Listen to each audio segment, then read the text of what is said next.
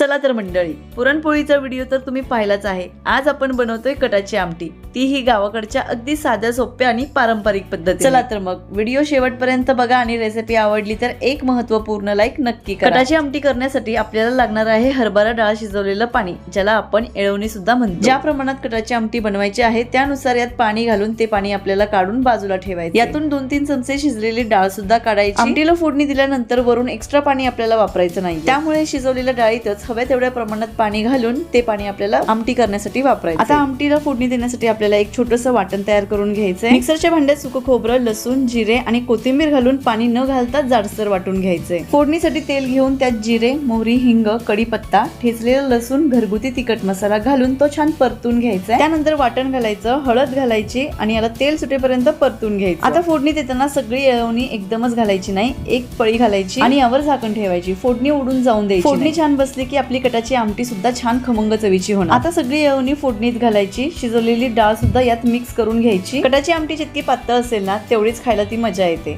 मी माझ्या हिशोबाने पातळ ठेवली, तुम्ही तुमच्या हिशोबाने घट्ट पातळ ठेवू शकता। शेवटी चवीपुरतं मीठ घालून दणकून उकळी काढायची, वरून बारीक चिरलेली कोथिंबीर घालायची आणि गरमागरम सर्व करायची। अशा साध्या सोप्या रेसिपीसाठी पेजला फॉलो करा आणि व्हिडिओ आवडला तर लाईक आणि खूप खूप शेअर करा।